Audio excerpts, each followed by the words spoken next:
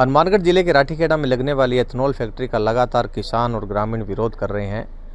और जो कल घटनाक्रम हुआ कि महापंचायत के बाद में किसानों और ग्रामीणों द्वारा एथेनॉल फैक्ट्री की दीवारें तोड़ दी गई, आगजनी की गई।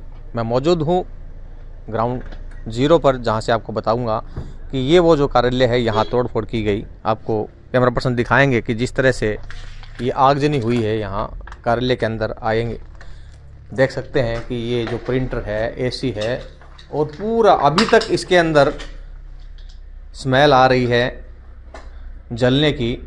पूरा धुआं धुआं हो गया था। ये कार्यालय है एथेनॉल फैक्ट्री के। जो अधिकारी है वो यहाँ बैठे थे और अचानक से जो किसान ग्रामीण आए, जो उपद्रव हुआ, उसके बाद में यहाँ आगजनी हो गई थी।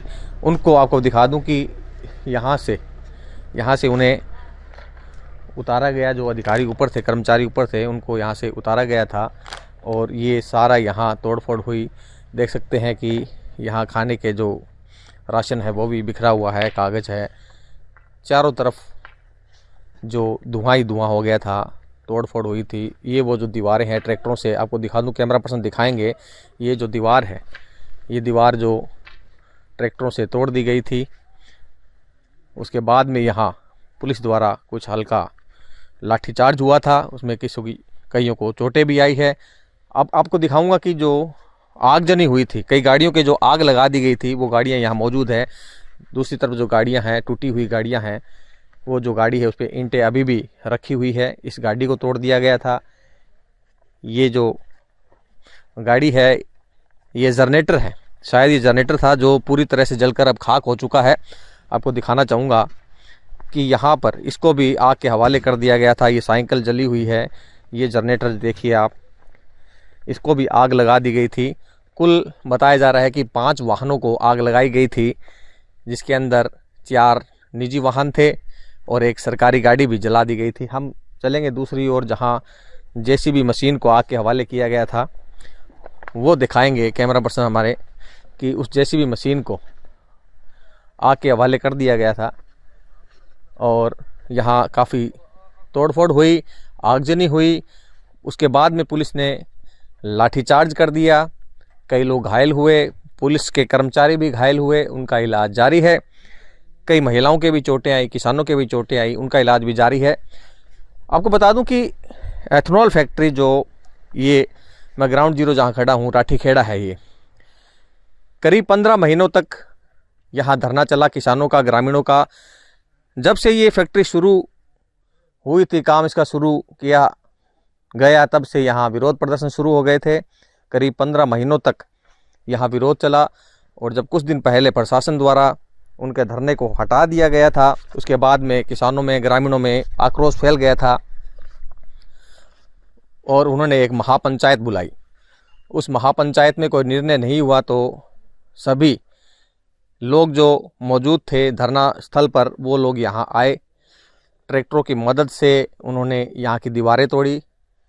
जो गाड़ियाँ खड़ी थी उसमें आगजनी की गई, कई गाड़ियाँ जल गई। जेसीबी मशीन है, अभी दिखाऊंगा आपको मैं।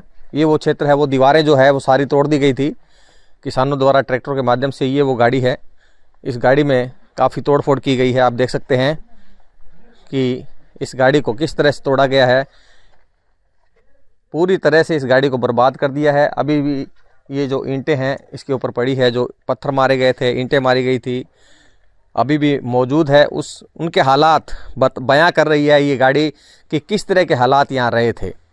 पुलिस ने फिर जब हालात बिगड़े तो लाठीचार्ज किया, उसके अंदर कई पुलिसकर्मियों को भी चोटें आई। और आज का जो हालात है, वर्तमान की जो स्थिति है, अभी नियंत्रण में है। पुलिस के अतिरिक्त जाब्ते लगाए गए हैं। वहीं दूसरी ओर जो गुरुद्वारा के अंदर किसान हैं, ग्रामीण हैं, मौजूद हैं, वार्ताएं कर रहे हैं। उन्होंने एक स्वर में कहा है कि हम जो एथेनॉल फैक्ट्री का विरोध कर रहे हैं वो लगातार हमारा जारी रहेगा, भले ही लाठियां चलाएं, गोलियां चलाएं, हम इस एथेनॉल फैक्ट्री को नहीं लगने देंगे। आपको बता दूं कि ग्रामीण और किसानों का कहना है कि अगर ये एथेनॉल फैक्ट्री लगती है तो यहाँ की जो ज़मीनें हैं बंजर हो जाएगी, नहरों से जो पानी लिया जाएगा उसकी किल्लत आएगी और पर्यावरण प्रदूषित होगा। वहीं दूसरी ओर एथेनॉल फैक्ट्री के जो मालिक है वे बता रहे हैं कि इससे कई फ़ायदे होने वाले हैं, लोगों को रोज़गार मिलने वाला है। जो पराली का समस्या थी जिससे प्रदूषण होता था जलाने पे, उसका निष्पादन किया जाएगा और काफ़ी इस क्षेत्र के अंदर विकास होगा। अपने अपने तर्क है, लेकिन फ़िलहाल जो स्थिति है पूरी तरह से टकराव की है, क्योंकि किसानों ने अभी तक अपनी जिद नहीं छोड़ी है। उन्होंने कहा कि हमारा जो मांग है उस मांग पर अडिग हैं और इसके लिए भले ही कुछ भी करना पड़े, लाठियाँ खानी पड़े, गोलियाँ खानी पड़े, हम तैयार हैं, लेकिन इस एथेनॉल फैक्ट्री को हरगिज़ नहीं लगने दिया जाएगा। कल के प्रकरण के बाद में यहाँ जिला कलेक्टर, पुलिस अधीक्षक, उन्होंने यहाँ आईजी है, उन्होंने दौरा किया, स्थिति का जायज़ा लिया है। कुछ लोगों को जिन्होंने उपद्रव मचाया था उन्हें डिटेन कर हिरासत में लिया गया है और जो कई लोग हैं उनके नामजद मुकदमे दर्ज किए जा रहे हैं, उनकी तलाश की जा रही है। और जिस तरह से जिला कलेक्टर ने कहा कि ये फैक्ट्री जो लग रही थी पूरे नॉर्म्स के साथ लग रही थी, न कि ऐसे ही लगा दी गई। करीब 2022 के अंदर इसका MOU हुआ था, उसके बाद में इस फैक्ट्री का लगना शुरू हुआ था। और अगर किसी को शंका है तो उसका हल बैठकर वार्ता के साथ हो जाएगा। इसी के लिए उन्होंने कार्यशाला भी की थी, लेकिन इस कार्यशाला में कोई हल नहीं निकला और किसानों ने महापंचायत बुलाई। अब देखना होगा कि जिस तरह से ये प्रकरण हुआ, उपद्रव हुआ, लाठीचार्ज हुआ, उसके बाद में इस एथेनॉल फैक्ट्री का भविष्य क्या होने वाला है, ये तो भविष्य की गर्त में है। लेकिन फिलहाल जो स्थिति है वो नियंत्रण में है और जिस तरह से किसान अब इकट्ठा हो रहे हैं, वार्ताओं के दौर जारी है। उन्होंने कहा है कि हम ये लड़ाई आगे तक लड़ेंगे और इस एथेनॉल फैक्ट्री को हरगिज़ नहीं लगने देंगे। कैमरा पर्सन अनीश के साथ गुलाम नबी, राठीखेड़ा, हनुमानगढ़, आज तक।